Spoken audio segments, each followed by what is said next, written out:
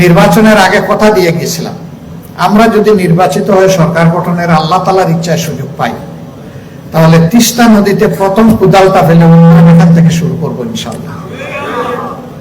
আল্লাহর ইচ্ছা এটা হয় নাই, এ নিয়ে আমাদের কোনো আফসোস নাই। কিন্তু হয় নাই বলে কি আমাদের কোনো দায়িত্ব নাই? অবশ্যই আছে। এই জন্য প্রথম অধিবেশনের শেষ দিনে আমার বক্তব্যে আমি 5-6 মিনিট সময় জুড়ে শুধু আপনাদের এই এলাকার কথা বলেছি। কিন্তু আমি বিশ্বাস করি আপনাদের যত যন্ত্রণা, যত কষ্ট, যত বঞ্চনা, তার 100 ভাগের 1 ভাগও আমি ভালো করে বলতে পারি না। বাকি 99 ভাগও বলতে হবে। আল্লাহ যেন তৌফিক দান করে। এখন বলবেন শুধুই কি বলবেন না কিছু করবেন? আল্লাহ যা সামর্থ্য দিবেন করবো ইনশাআল্লাহ, শুধু বলবো না। সরকার যদি আমাদের এই বলা ন্যায্য কথাগুলো বিবেচনায় নিয়ে এই অঞ্চলের উন্নয়নে মনোযোগী হয়, দায়িত্ব পালন করে, তাহলে সরকারকে আমরা অভিনন্দন জানাবো।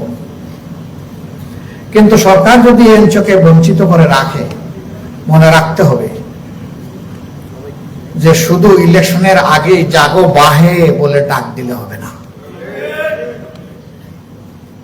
বাহাদেরকে জাগিয়েছেন, তারা জেগে এখন দেখতে চায়, জেগেই আছে, কি করেন এটা এখন দেখতে চায়। ইতিমধ্যে সাংবাদিক বন্ধুরাই বাইরে আমরা কথা বলে আসলাম, তারা জিজ্ঞেস করেছে 35,000 কোটি টাকার বিনিময়ে এক নাকে পদ্মা ব্যারেজের পরিকল্পনা পাশ করা হয়েছে, আমরা তিস্তার ব্যাপারে কিছু বলবো কিনা।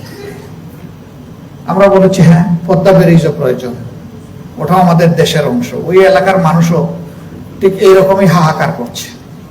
কিন্তু তিস্তার বিনিময়ে পদ্মা নয়, তিস্তার জায়গায় তিস্তার অংশ অবশ্যই দিতে হবে।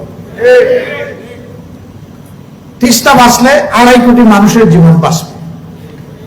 তিস্তা বাঁচলে এখানে সমস্ত জীব বৈচিত্র্য বাঁচবে, মাটি বাঁচবে, মা বাঁচবে, সবাই বাঁচবে। কিন্তু তিস্তা এখন সাকরাতুল মাউতে আছে। মহাপরিকল্পনার কথা শুনতে শুনতে মানুষ এখন ক্লান্ত, এখন আর ওই কথা শুনতে চায় না, এখন বাস্তবায়ন দেখতে চায়। সংসদের বক্তব্যে এও বলেছি, আল্লাহর উপর ভরসা করে সরকার যদি এই উদ্যোগ নেয়, তাহলে 20 কোটি মানুষের 40 কোটি হাত সরকারকে সহযোগিতা করবে ইনশাআল্লাহ। এই উদ্যোগ নিতে গিয়ে কারো চক্রাঙ্গানির পরোয়া করা যাবে না। আমার দেশ, আমার মাটি, 20 কোটি মানুষের দেশ, 20 কোটি মানুষের মাটি। এই মাটির উন্নয়নে এই মাটির লোকেরাই সিদ্ধান্ত দিবে, কারো চোখের দিকে তাকায় নয়, দায়িত্বের দিকে তাকায়। আমরা এটা দেখতে চাই। সম্মানিত সুধীমণ্ডলী, ভাগ্যবান আপনারা যে পরিবর্তনটা আল্লাহ তাআলা আমাদেরকে এনে দিলেন, যার কারণে আজকে এখানে বসা আসা, যার কারণে এই নির্বাচন, এই সরকার, যার কারণে আমাদের মতো লোকেরা আপনাদের প্রতিনিধি হয়ে সংসদের ভিতরে যেতে পারলাম আল্লাহ তাআলার ইচ্ছায়। এই কারণটার মূলে আপনাদের একটা বিশাল অবদান। আপনাদের বুকের সন্তান আবু সাঈদ, তার মৃত্যু এবং তার বীরত্ব গোটা বিশ্বকে চমকে দিয়েছিল।